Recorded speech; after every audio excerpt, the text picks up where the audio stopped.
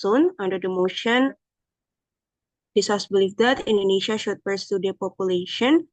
So, to open the debate, please welcome opening government Prime Minister. Time is yours. You here? Check, am I audible?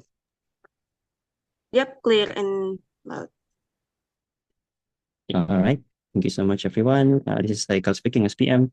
If you want to give me POI, please kindly unmute yourself because I will not see the Zoom chat. I also believe that it is recorded and everyone is consent. So, going to start my speech in 3, 2, 1. Panels, just imagine this. You wake up in Jakarta or any places in Indonesia, the sun barely rising, and already you are stuck in traffic. You breathe in thick, polluted air, knowing that no matter how hard you work, wages remain low, opportunities remain scarce, and life, instead of getting better, feels increasingly suffocating. Now, try to think of that and multiply that struggle by 300 million people, and you will see the unsustainable future that we are heading forward. This is why, as governing government, we have probably proposed that Indonesia must actively pursue depopulation. Enough is enough. Because the thing that I've just mentioned are not just problems, they are the consequences of unchecked population. And yet, despite the looming crisis, the Indonesian government has not shown no real political will and action to solve it. Decades of promises, policies on paper, and ineffective family planning campaigns have failed to address the reality. Indonesia is overpopulated, and the government is unwilling to take the necessary actions. But what makes it different with the opening government?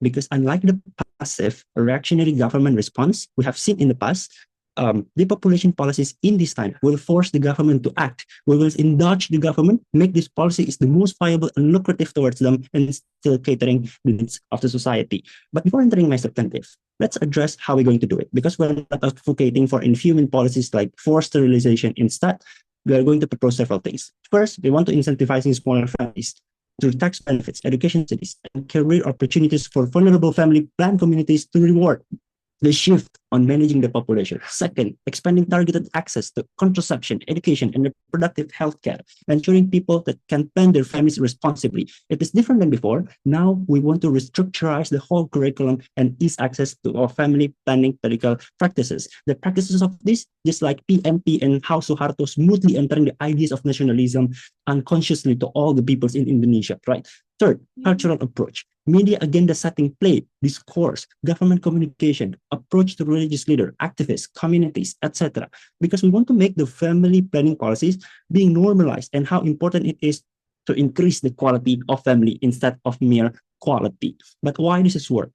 Because nations that have successfully stabilized their population, such as Singapore, South Korea, Scandinavian countries, and even China, shows that quality beats quantity. The goal is not to eliminate people, but to ensure that every citizen thrives. Before entering my substantive again, we're not talking about whether it's justified to limiting a person's right to create a family or passing down generation. We agree that the condition is not ideal, that the right of citizens to and making a family is also contradicting and intersectionalized by other people's right to live a better quality of life, and also government in this regards need to do something. Moving on my substantive. My first argument will be explaining about why the population matter in Indonesian context. The first explanation, because the government has no political will to handle the overpopulation and we need to act now. Opposition might claim that Indonesia is actively handling its population problem. That is a lie. If the government will to solve overpopulation, we will not be facing like the failed family planning problems. The Dua Anak Itu Cukup campaign has lost momentum, while contraception education in high school, for example, remains underfunded. Second, we are so weak in enforcing the urban planning. Jakarta and other cities remain overcrowded because government prioritizes economic hubs over development. What my government has. Third, the total lack employment strategies for the youth boom. Instead, government relies on low wage for high-tech company. The government relies on low-wage informal labor because they are having this mindset that people are continuously growing and will incentivize government to treat youth as an item rather than living human being. And fourth, that there's a neglection of rural areas. People flood into cities not because they want to, but because rural development has been ignored for decades. And this is the result of overpopulation in certain region as well. But all of this explanation, why this is important? Because when government has no political will, this happens. First, overpopulation forces people into poverty traps. People fighting for same resources in one area causes generational poverty, not growth. Second, public services sooner or later will collapsing because schools are overcrowded, hospitals are overwhelmed, traffic congestion shows cost billion, housing crisis. Women also suffer most under overpopulation when families are large and resources are scarce. They're forced to being unpaid labor and restricted from careers based on their condition. In conclusion, if the government has no political will, we have to depopulate still because population control is not oppression, it's a liberation for them. It is economical and social liberation from the negligence of Indonesian lousy feudal mindset. This is to mention my first argument conclusion in why does it matter in the Indonesian population context. But second, on the practicalities, why the government would be forced to act under the population policies and why is it practically strategic?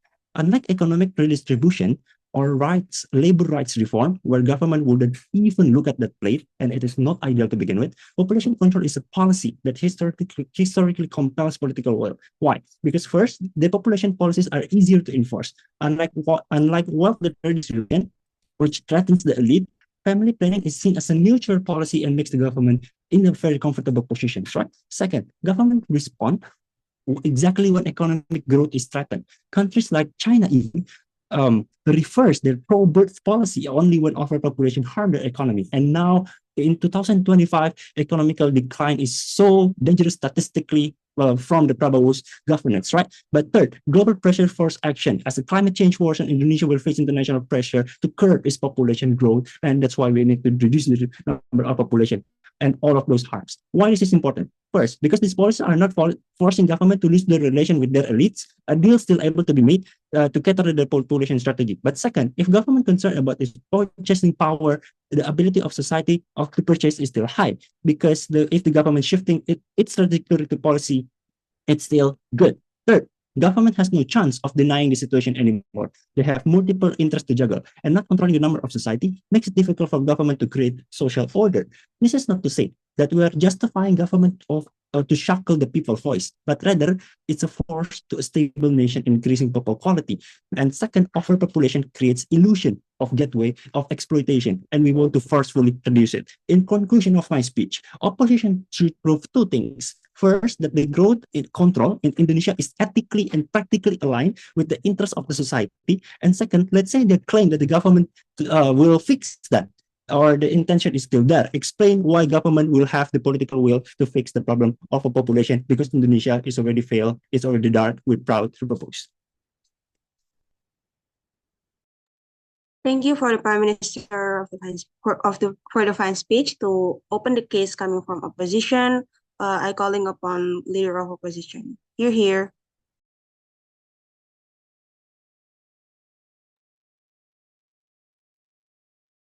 Thank you. I will start my speech in 3, 2, 1.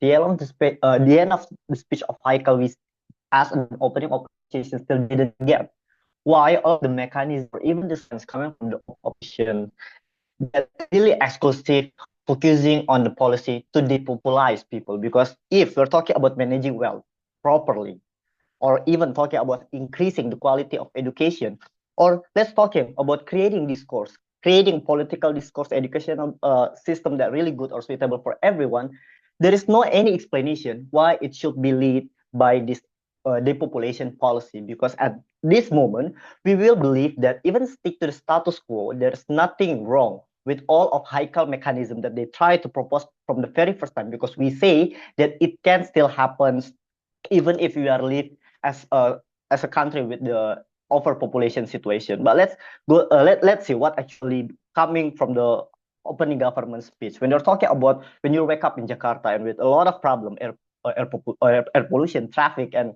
we have to multiply all of the problem with it. But don't you think like that's the problem? It's not coming because you are living in the country with overpopulation and everything that happened to you whether it is bad or good, you can be multiplied because it based on the quantity of the people, right?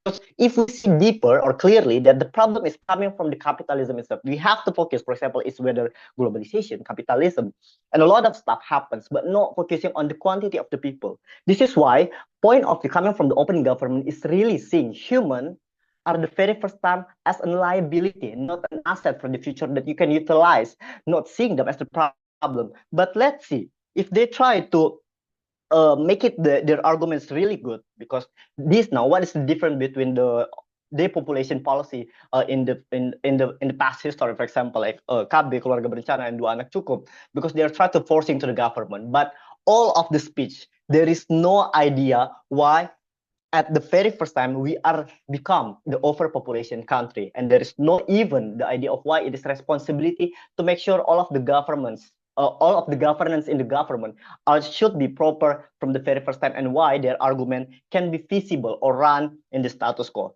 Let's see Mary Battle, when Haikal saying like what is the cases of why it is ethically correct to make sure people like you only can have one child, for example, or even no child at all, or how to create this depopulation ethically correct in the status quo. They say that the government can intervene individual right, but let's see why or in what center, what cases like the government can intervene your individual right. It's only coming from two things, right? It's whether give or avoiding greater risk or giving a greater benefit to the society, and second, it is your government responsibility. So even if there is no greater risk or greater benefit that coming from this policy, but if it's your government responsibility, you have the government can ethically intervene in this uh, individual space, for example, such as a religion, for example, like sexual orientation, and so on and so forth. Even if it's not affecting a lot of people, but the government can have that if that it was the job or responsibility coming from the government. But we don't see why having child from the very first time become the government's idea or the government responsibility, especially when limiting them. And there is no even idea like why it's not harm to the individual right. This is lead to my first argument. Why depopulation will lead people to violation.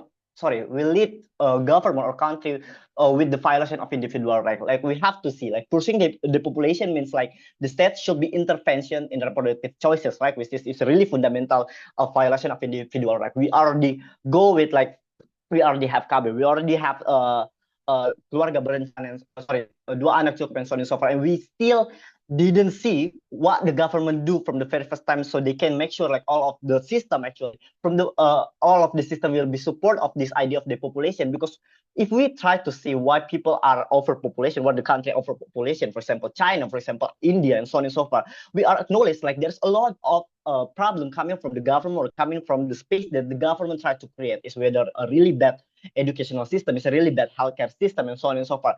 And at the first time, we try to blame the society, even if, for example, like they have a lower educational background, and so on and so forth. So we see them like as a liability that we need to decrease to make sure like everyone's in this country have already space, because that was the problem. But it's really problematic. For example, like if Haikal bring a case of China with the one child policy and tell you like it is totally okay because it's lead to the momentum. Every policy lead to the momentum. That's why China right now are decreasing their one child policy or even erase one child policy. But we have to see like they are decreasing or even erasing the one child policy. It's not because they are aware like okay, we already have a low population right now, but because they know that the problem is not coming from the society itself, it's not coming from the people, because China already admit that even if they have a lot, really this big population, they can utilize it because they see at the end of the day, they see the people are the assets, so they have to maintain. We have to see like all of the education, even the higher education in China are free right now, and they are really okay with the visa or any immigration policy that's really easy for them to make sure all of the society have a better chance to go to work, and even giving a contribution, whether it's coming from tax or coming from the foreign tax, for example. That was the things why China erasing the one-child policy. It's not because they are aware they are a low population. Let's talk also in the idea of the countries with the high population density, such as Singapore, South Korea. They are successfully manage their resources as simply as because strategic policies without even decreasing or the population's policy. This is means that ensuring the high living standard first, it will become the biggest example or the biggest policy that we are trying to pursue right now, and we don't need any depopulation policy from the very first time. This is lead to my second argument. Why all of the argument coming from opening government is misdiagnosing the root problem. The real issue in Indonesia for is not the overpopulation, but coming from the poor governance, economic inequality, inefficient resource management, something that's not coming from the people. If the opening government will bring the cases of, a lot of human natural, but with a lot of resources are problem, we have this kind of problem of the government to make sure they have this good resource management. But at the end of the day, there is nothing any explanation about why the population will make sure the government can efficiently have a resource management skill, especially when we are talking about Indonesia government right now. So the assumption that reducing the number of the people will automatically lead to the better living condition, lead to the better governance policy, lead to the idea of government will be really good, really perfect, is totally invalid, right? Because we even see, like, even if we are achieving the idea of Indonesia emas right now, we still have this kind of problem. Even if we're still no overpopulation, we already see the problem is always coming from the government itself. The population is ineffective solution to Indonesia challenge instead, because we are reducing the numbers, but we're not focusing to the government. It's really problematic because it will shifting the focus of the people, or even shifting the focus of the government. It was a point of the government saying individuality, population as an asset, not liability. We go to my third Okay, argument. time's up. Okay, I think that's all. Thank you. Thank you for leader of opposition. Just a reminder for all the debaters, please be mindful of your time because yes, just being responsible for it. And thank you, Kak Fajar, for your to respond to case coming from leader of opposition. Please welcome Deputy Prime Minister. You're here. All right. Am I audible? Yes, audible. All right. I will deliver my speech in 3, 2, 1. All right, ladies and gentlemen, we are strongly agree with this motion. This House believes that Indonesia should pursue the depopulation. But I want to remind you to all of you, maybe that is one of the things that maybe the misunderstanding from the opening opposition, that the population in here that we meant is not stopping growthly. It Wait a second. Okay, it doesn't mean that we are stopping growthly completely, but it is rather leading the population to keep in balance with the country's ability to provide resources and public services. With this way, we can ensure that Indonesia can create a more sustainability future and improve the quality of life and the people as a whole.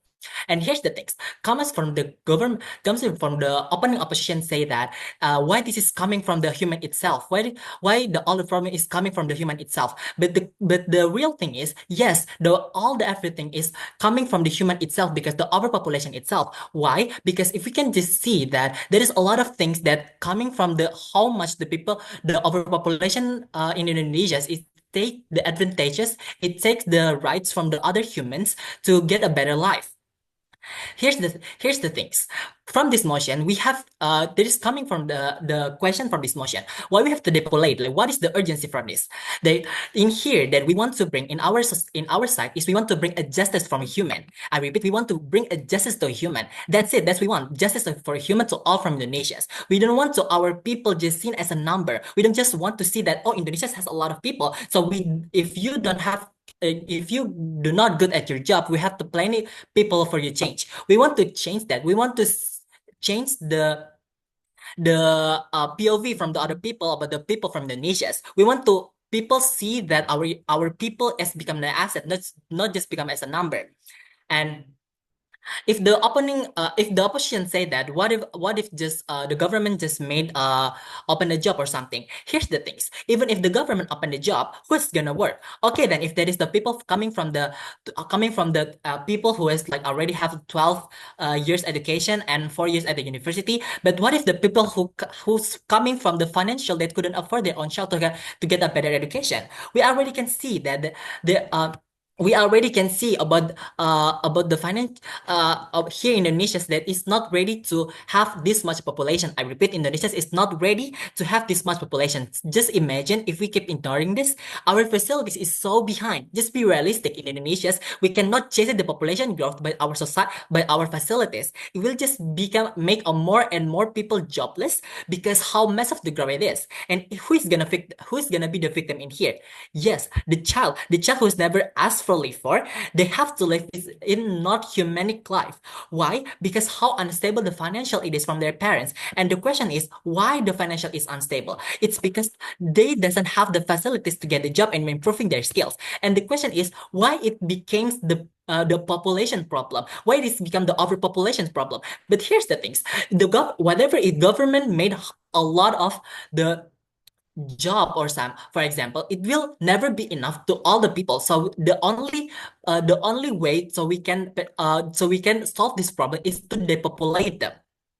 And there is so much things that will happen to do if we keep ignoring this. For example, now thank you. If we keep ignoring this, for example, the natural resources, if the increase the growth and the government have to cut by the growth of the population, the government have to cutting the forest so they can make a village, right? So if we keep ignoring this, the growth population, it can be made until there is no land anymore to make the forest. And I think we can see and I think we all can see where the going is. Yes, the green effect, the greenhouse effect, it will affect so big. For example, the weather itself. We can see that there's a lot of people coming from Indonesia hopping to the weather. Well, like for example, like a farmer and a fisher. Just imagine what the weather become unpredictable. It will affect to everything. For example, from the economy, it will make our base needs to be the supplies become so limited and the prices will become so expensive.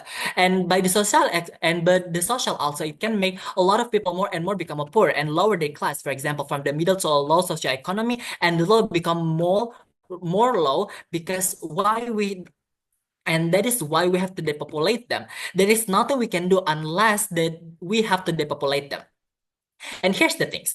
First, we have to managing the increased population. As we all know that Indonesia in our country is very wide country with a tons of population, right? But by that population, there is a lot of chance that we can face. For example, just like I said, that the lack of natural resources, for example, like a land.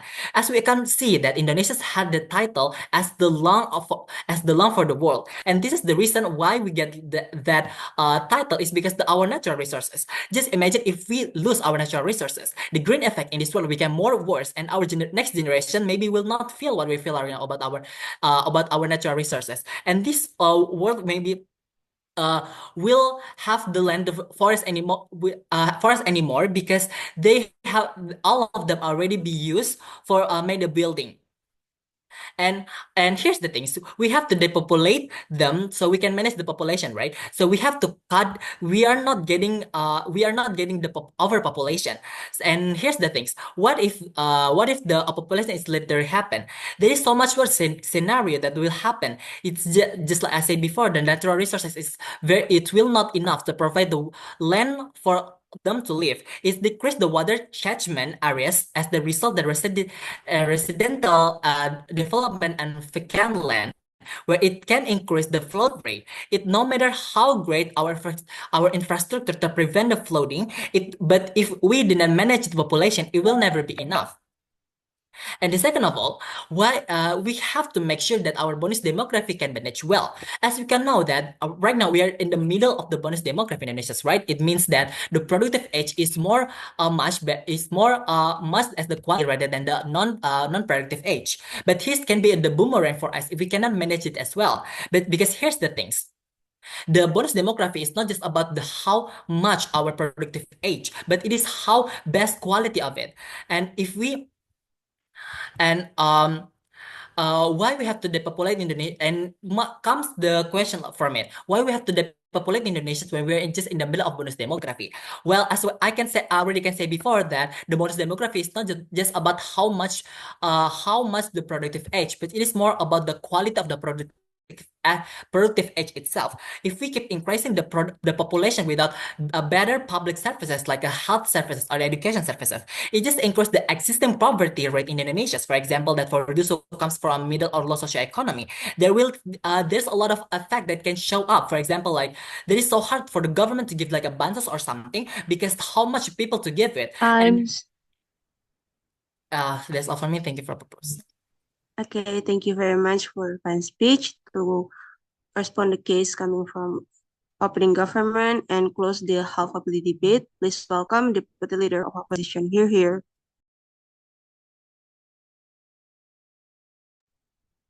I would like to start my argument in 3, 2, and 1. Ladies and gentlemen, depopulation are easier to enforce. This is come from from that says that. Does this really say that we are liberated? If we reduce our population by significantly, it doesn't really say that other factors would not be able to come up. For example, if we ever to depopulate, the other factors that could easily come up with that could that even counters this fact is that maybe the most potential likeliness, the survivability of this argument from Kahikals can be easily countered. That is to reallocate the other human resources to other cities to balance it. Government have also have other interests to enforce. Like Kapajar said previously, when we limit our population, it does not look like as we are being liberated, rather than just making the government look like they just don't really want to do anything with us, with their citizens, despite of their job in the first place. Reasons why the government loses its merits and credibility based on their arguments.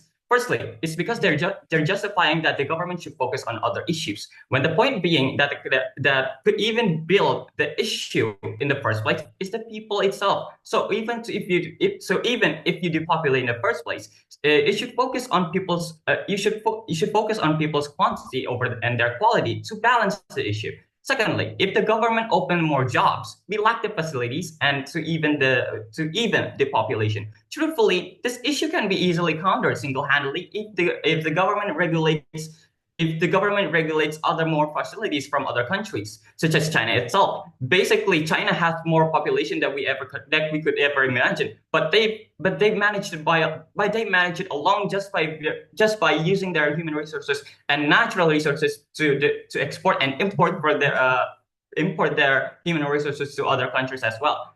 Thirdly, the destruction of natural resources are caused by overpopulation. This is rather irrelevant, since the government is the only reason that pushes this destruction of natural resources to make their society so great. Most likely, what you are seeing this is that, given the incentive of this motion, is what you may see in most populated areas of Indonesia, such as cities, towns, and economic centric and more. But that's just it. If Indonesia were given the belief that somehow we need to depopulate, we are given the lesser and lesser resources required to regions that are responsible as the backbone of Indonesia itself. If we say Makassar is to depopulate or Jakarta were to depopulate, then it would have been fine, since reallocation are the only solution. We are already doing it we are already doing it so far by going far away from our home to get a decent job and such. But if it were Indonesia itself, then chances are that Indonesia would be highly unstable. That's just not all. The only lack Indonesia is the capability of a very good human resources that pushes the incentive to pursue depopulation in the first place.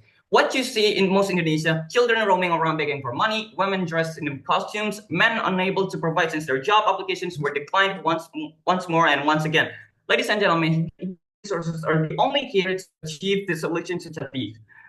Today, we stand informed that we believe that this policy, when we depopulate, is not the only unnecessary, but also the most dangerous part of our Indonesia's future. Depopulation is not the only right path for this progress. It is simply a misguided attempt to address deeper structural issues that the government has already failed to fix. Let's start with the reality of Indonesia faces today. Some may argue that our country is overpopulated, and that is the reason people struggle to find jobs, access quality education, live decent lives. But let's be clear. Overpopulation is not the real problem here. The real issue is the poor governance, inequality, and lack of investment in human resources. Ladies and gentlemen, I would like to point out the cases are: if the government truly wants to improve the quality of life for its people, it should focus on fixing policies and not reducing their population.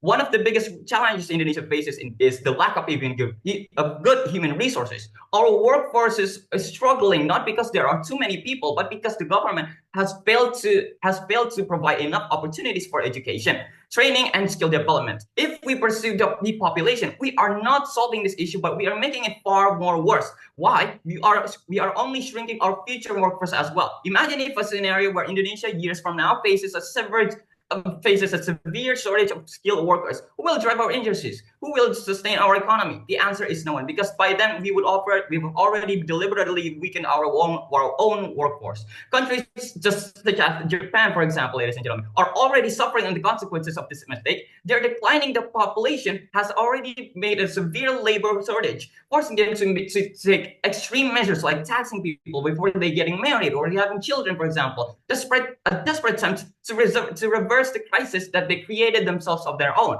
Do we really want Indonesia to follow this on the same path? Furthermore, the population does not address the deep economic divide that exists in our country. In Indonesia, the elite continue to thrive while the poor are left behind. The problem is not that there are many people here or too many people. The problem is that our resources, our wealth, our opportunities are not being used as we concentrated in the first place. This is why, if the population were truly a solution, then why are we rich? Then why are the rich unaffected by the economic hardship while the poor continue to struggle? The reality is that Indonesia does not fail, but because of its population. It fails because the policy of that favors the elite while ignoring the needs of the majority. Instead of blaming people for existing, the government should focus on creating far better and fair economic policies in favor conditions and equal access to education and employment opportunities. Now, if we would like to see in another angle, they might claim that team government might also claim that depopulation is necessary because overpopulation causes more job shortages. But survival of that argument alone is still not effective. Why, I ask? Is the problem really the number of people, or is it the way the government manages employees? If there are not enough jobs, the logical solution is to not reduce the number of workers, but it's to create more jobs. If the wages are too low, the solution is to improve labor laws. If the public services are overwhelmed, the solution is to increase government investment in infrastructure, education, and healthcare. Depopulation is not a solution, but it is an excuse for poor governments. Ladies and gentlemen, at the end of the day, Indonesia does not need fewer people. It needs better policies. It's a strong and well-managed population. It is not a burden, but it is an asset. Rather than taking drastic measures to reduce our numbers, we should focus on maximizing our potential, moving forward by improving education, ensuring fair economic policies, and investing our own workforces. Indonesia can grow into a nation that really thrives, not because it has fewer people, but because it empowers the people it already has. For this reason, we strongly oppose this motion. Thank you for Deputy Leader of our opposition. To open the closing debate, please welcome Governor from Closing Government. Here.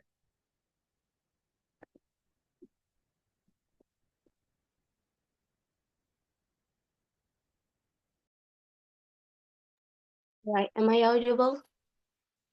Yes, audible. Okay, preparation for POI. Everyone will use the feature raise hand, and my speech will start in 3, 2, 1. Ladies and gentlemen, society is the highest hierarchy for a country to prosper them. This is what we want from this motion, but what we will offer is to pursue the population. You do not ensure that millions of hectares of rice fields and everyone, etc., is built in the opposition team.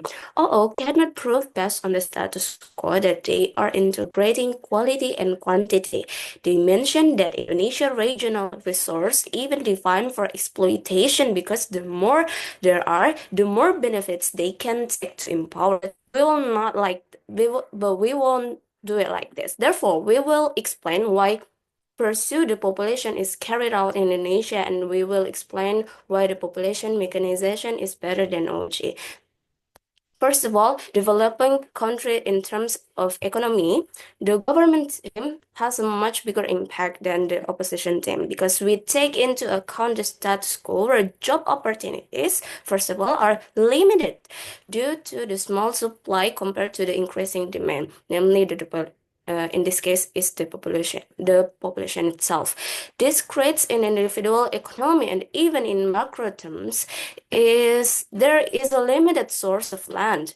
Like I said at first, you do not ensure that millions of hectares of rice fields will remain the 3/10 of the price of land will be more expensive. This development takes into account the limit of a land itself. Okay, if we do have great natural resource, but in this case,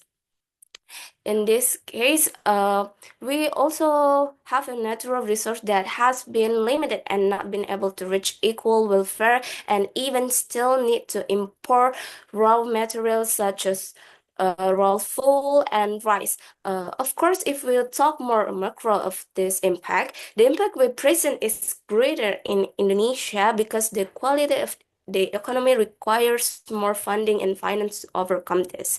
The still development of the kind itself and even the nutrition's launch, like program makan siang bergizi, has not been able to overcome and control this massive population growth. Therefore, we as the CG team once again emphasize the honorable ladies and gentlemen that we must persuade the population because this will greatly affect the increasingly difficult budget deficit.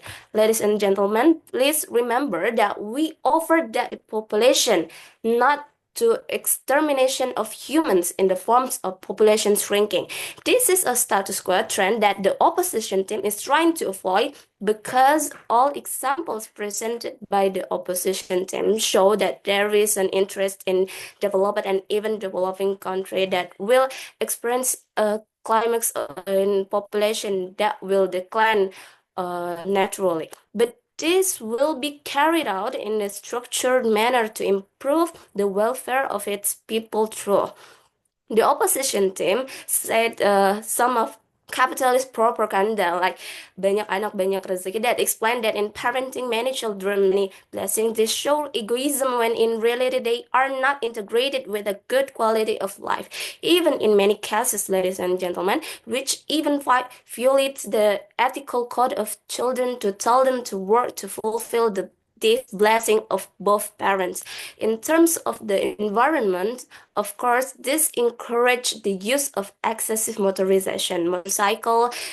Even in fact, the number of motorcycles purchases is twice double of the number of existing population. If this happens, ladies and gentlemen, then transportation mobilization will worsen than before. The distribution of service and goods in Indonesia due to congestion problems, not to mention even the air quality index as in Jakarta will get worse, making health figures decline, such as the increasing health problems of asthma and even tuberculosis, causing treatment to be needed more. But once again, Indonesia has limited funds, ladies and gentlemen, and this makes the delimitation between the number of hospital admissions limited. Then what the worst scenario will happen will be depicted like COVID-19 cases where hospital wards and overwhelmed to accommodate the number of residents. And back to the issue of congestion, this has an impact that needs to be underlined, ladies and gentlemen, that when the number of congestion increases, it will trigger a decline in affordability and accessibility.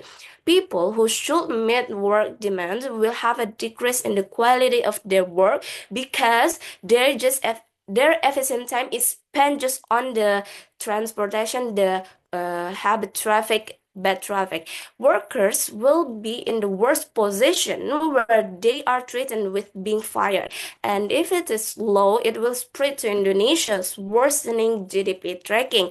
The opposition does not pay attention to their concern regarding to the vulnerable because they are obligated to ensure that Indonesia's society has the same welfare, has the same quality. It is important to note that what is happening is that the range of income affordability for this society is on average in the normal income range.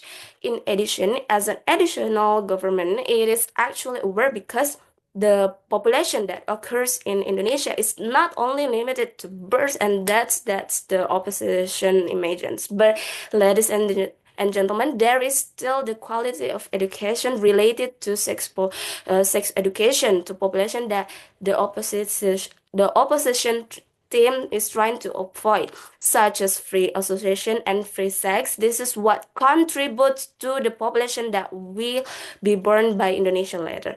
So with this, as the government is forced to face the construction that should have been controlled from the start. One of them is by making regulation to protect women, etc. And that's why we install that KB programs. Now, thank you. KB programs are one of the efforts that we're trying to do to emphasize, because this is an interest to controlling overflowing population census, because we want our economic growth to be able to accompany and reach a controlled population. This is okay because Indonesia is indeed at the rate of a developing country. You cannot just emphasize developing country as such as Japan and etc. You cannot compare the overflowing population in developed country because they have created supporting variables to adapt it. This system remains exclusive, unlike OO said, where this in addition, we pursue the population which is distributed and structured as well. And that's all from me, and thank you. Thank you very much for government member. To open the debate coming from closing opposition, please welcome member of opposition. You're here. Am I audible? Yep, audible and clear.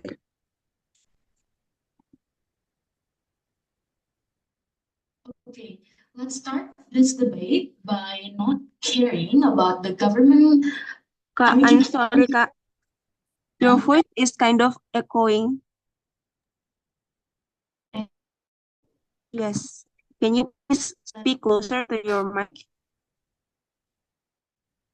Let me try.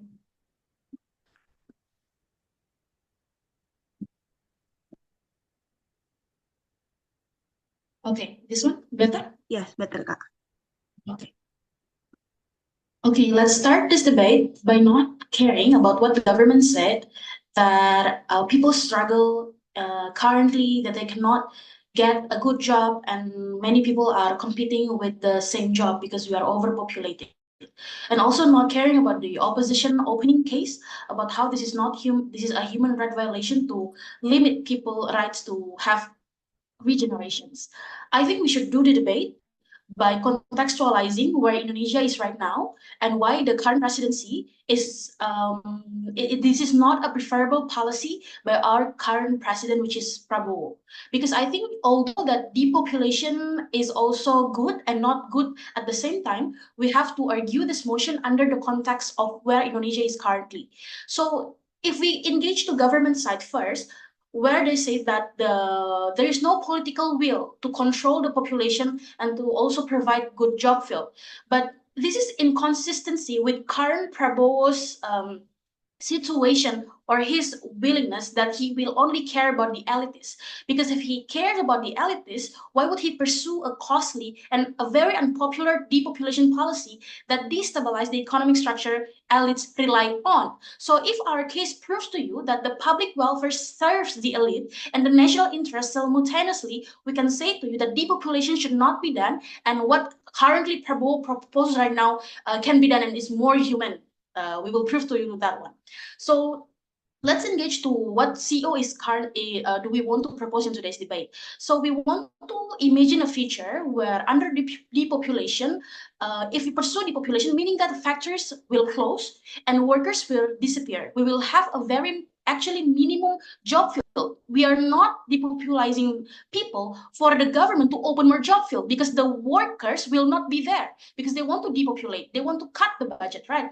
And that's why the companies also will not have the incentive to open more jobs because there's no people, youth even more. So we also think that in under the depopulation, rural towns will be abandoned because the government budget will focus more only on the centralized governmental bodies and also area like Java. Because why would the government care about the rural areas where people, where they want to push there even more for the for the depopulation, because it's easier to control people in rural towns to have no kids at all. That's why we say that under depopulation, the situation will not be good. But the future under our sides, opposition, is to have stronger infrastructures that make the daily life of people easier. We want the redistribution of wealth, and we want people to get same chances and access to education, also infrastructure, which is actually the current government policies actually. But it's just that we understand there's no political will. Not good as president, but we will prove to you why that one is sustainable. Then we depopulate the people. Our stance is one: this depopulation is neither feasible nor, especially under Prabowo's presidency, and that better alternative that we propose exists, and that align with his political incentives and public welfare that is preferable by the elitists. So differentiating ourselves from the opposition, we provide unique insight by tying Prabowo's re-election motives directly to economic policy continuity, because we cannot just talk this in vacuum that, oh, Prabowo is the president, but we also have to talk about why Prabowo has the incentive to be re-elected later on, so that we can rationalize why depopulation is not the solvency. My teammate Davina will explain more on why population increment is linear to productivity, and the resources inequality will also be added. So first of all, why depopulation is not feasible and is prone to harmful impacts under Prabowo presidency? Because we know that Prabowo Subianto has a controversial history linked to human rights abuses and military authoritarianism. With his administration that already expanding military influence in civilian affairs, there's a real risk that depopulation policies could become coercive. Policies like forced sterilization, limiting family sizes, or restricting reproductive freedom could easily be justified under the guise of population control, threatening human rights and bodily autonomy. This is what the opening opposition argue about, but they're too general and not linking it why even the current or even maybe the future president cannot do that. And Prabowo being himself, what will he prioritize in his policies? Is it to ensure that by, for example, loosening the reproductive regulation for them or immigration policies. But let's see his personality too. There is probability that he will only limit the child, for example, following the one-child policy China had, but he will only maybe limit the child for only having men, for example, because he has the tendency to welfare the military thingy. So that's the possibility that we think is Prabowo has, and the likelihood is so big that he will be coercive and authoritative in that manifestation and that implementation of depopulation. So secondly, we think that the problem doesn't stop there. Imagine you are a worker in Jakarta, like Haikal said, right? Life is already tough, wages are stagnant, and affordable housing is a distant dream. Or think about the student in Papua who dreams of becoming a doctor, for example, but eventually population, exactly, jobs disappear, not inequality, ladies and gentlemen. So we believe that because depopulation means fewer consumers, fewer businesses, and eventually fewer jobs opportunities. For people struggling to climb out of poverty, this means their path to a better life is cut off. The factory worker in Bekasi, for example, the fisherman in Sulawesi, for example, does not benefit from a smaller population, no jobs lapse. So we believe that the purchasing power has something to do in this case also, where if you depopulate people, you will not give them a better life, but you will only cut loose for what their dreams are about later. And Davina will explain this more upon population increment. And since the real issue is resource inequality in Indonesia, we think that this is the proposal that we want to propose, and depopulation won't magically send resources to neglected areas like Papua or Sumatra. We believe that with currently that the government is lack of transparency to and accountability, we don't think that Prabowo will also be Prabowo has been criticized for weakening democratic checks and balances. We don't think that the policy for depopulation will be good and the check and balances is there, and Haikal also didn't explain about that one. But why with current proposal and just continue the inequality and resources thingy that we propose in closing opposition, why there is the likelihood of that happening? Because we think that Prabowo's political survival depends on public welfare. Prabowo has a strong incentive to deliver public welfare if he wants to secure a second term. Depopulation policies, by reducing the workforce and limiting consumer markets, threaten his political survival because they would worsen economic stagnation and public dissatisfaction. So his political coalition, also Gerindra, Jokowi loyalists, business elites, relies on economic growth and social stability, making depopulation policies politically irrational. And seeing that Prabowo has been in elections for 3 times, this is the one time he won, we don't think he will neglect that elitist and that coalition interest. Thank you.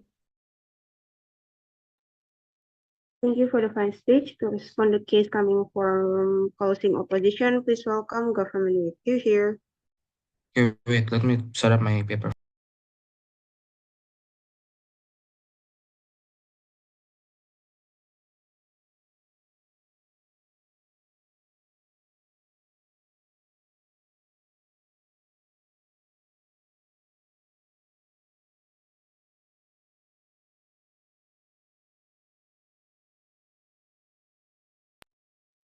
Okay, no, I think it's recorded and with just trigger warning, throughout some action figures.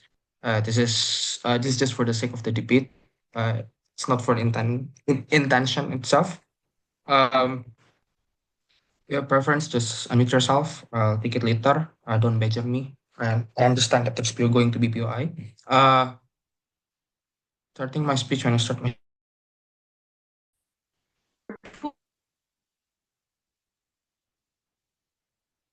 what OO main case is focusing on how then that depopulation is not the main, but it's focused on the government itself, lack of intuitive, lack of government control, and so on and so forth. But what we want to propose is that first, I think that the lack of government control or government political will have to be enforced with the greater of governmental management throughout the population itself, because we understand that populations is so intuitively problematic, because for example first with the increasement of population, of course that land and like other dispute throughout buildings are going to be lower. It means that people, especially Indonesia itself society, tender to having more lands is throughout those kind of trends even are way more waivable throughout those kind of society. But secondly, I think that other prices of expenses of house and even lands, or even like or even like wheat, or for example like paddy, we're going to have to import it anyway,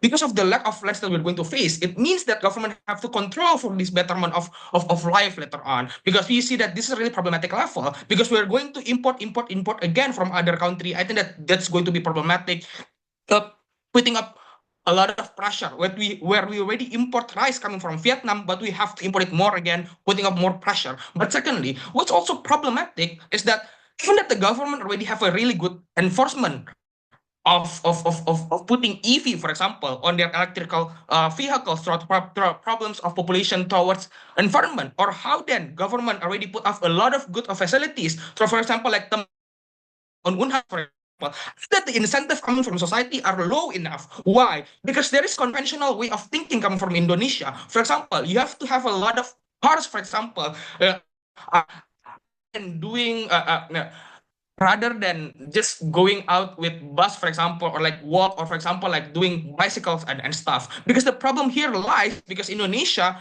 society are really pander throughout the idea that you have to have a really good car, for example, 2 until 3 cars, for example. But secondly, I think that but thirdly, I think that the idea of warga 62 also already being problematic to begin with, because they are going to willingly take money, for example, just to get sogok throughout their own freedom of willing of choosing their presidency and so on and so forth. But lastly, I think that the standard of I think that the standard or like willingness to gain good education, for example, like nowadays Indonesia society, or if like Indonesia students are lazy, for example, they are way more pander to what is easier, for example, and this and not cherishing the process at the end of the day. This is problematic because at the end of the day you're going to blame the government, but fact did, for example, like building facilities and so on and so forth. But Indonesia, if for example, like on riots or like in demonstration, are going to focus on like only on only this kind of facilities. Secondly, I think that the government, I think that the society of Indonesia are not pander throughout idea of like feminist liabilities. For example, there are going to be a lot of criminal throughout rapes and etc. For example, like other sex bebas and other things. I think like those kind of thing coming from the incentive of the society are really bad to begin with. I think that I think at the end of the day it's going to be justified anyway coming from OO.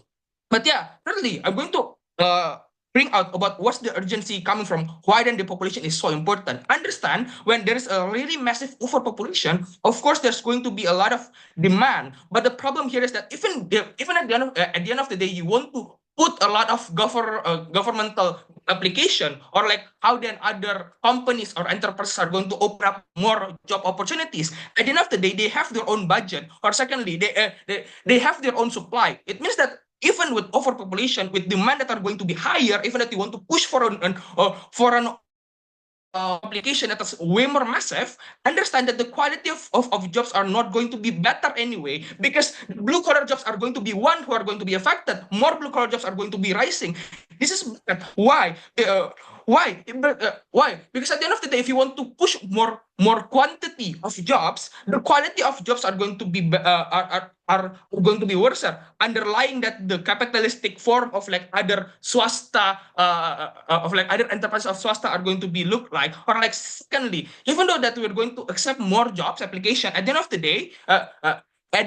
day this kind of company not going to be give you like 20 million rupiah, for example. It's going to be shareable throughout how then the company liabilities or throughout the taxation itself are going to be dependent upon. Those kind of thing happens on the status quo. But yeah, let's at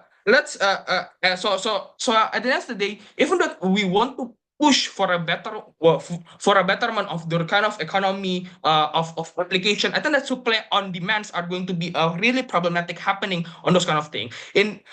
This is why the population is so important under the idea of economy. But secondly, let's talk about like environment and so on and so forth. Understand the incentive of society already be lower to begin with. It means that even like we want to push for even at the end of the day, we want to push for a better control on like EV and stuff. I think that the bargaining power of society are low. But secondly, I think when we want to push for people going to like bus, I think that the idea of society are not going to be tender on those kind of side and under those kind of idea. But thirdly, I think like lands are going to be lower, more problems throughout health because of the pollution of carbon dioxide are going to be taken away from that are going to be given to our children, so on and so forth. But we also see that the Prabowo what we also see that on Prabowo statement, want to do like makan siang gratis, for example, it is going to be so expensive anyway.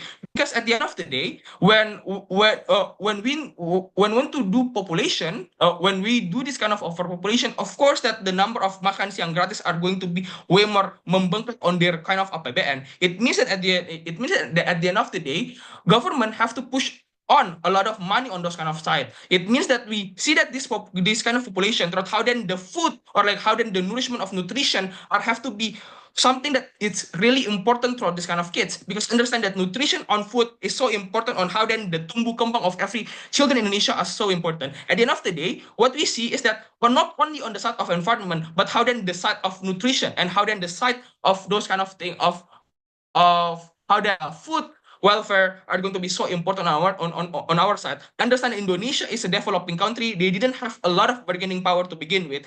It means that we have to know our own budget. We're not going to push a lot of billions of lives in this small that are mostly completed with water and not lands on those kind of state. We're proud to.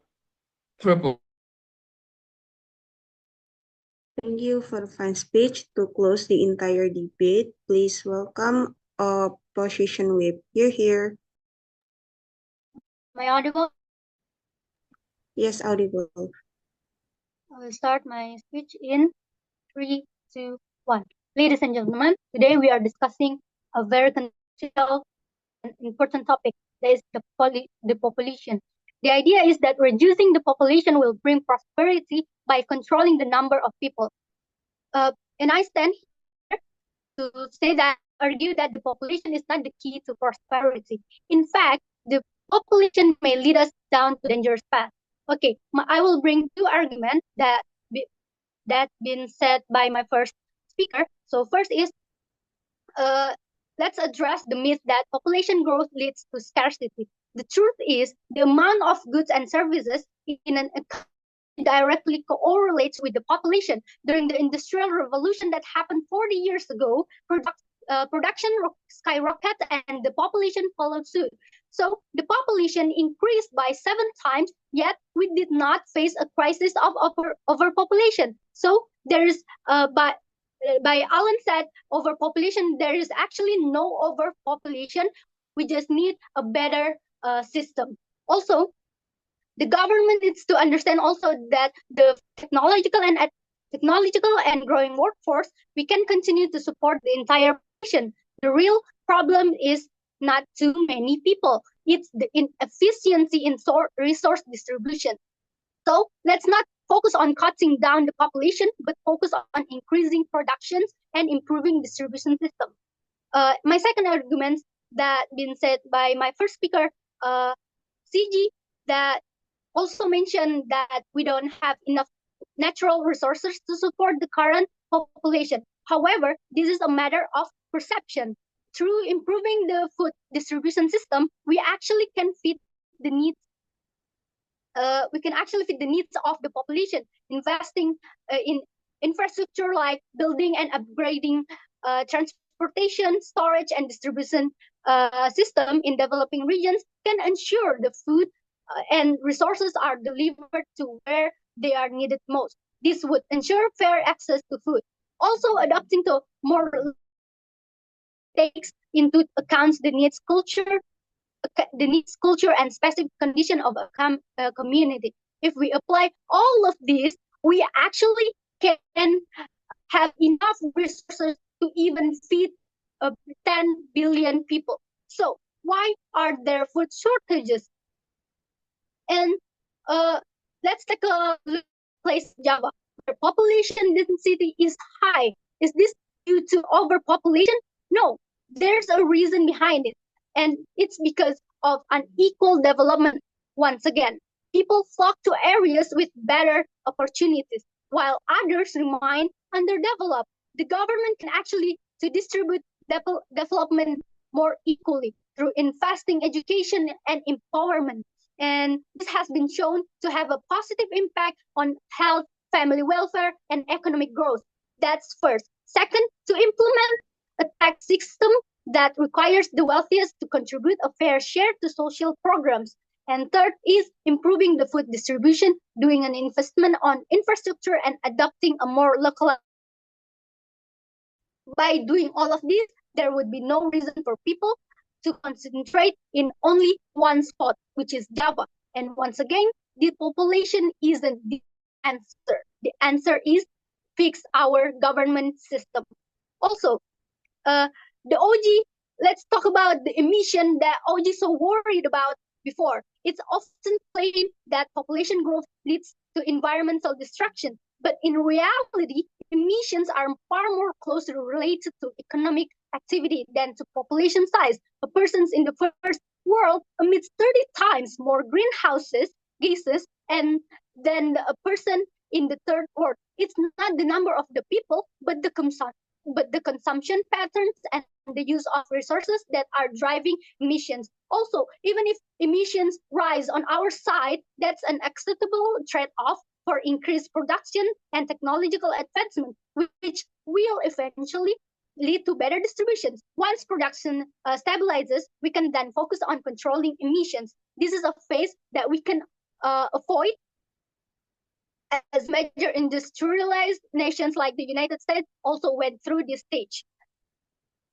Also, in fact, global population growth is already slowing down. According to the United Nations, population growth is plateauing, particularly in developed nations such as Japan, China, and Europe.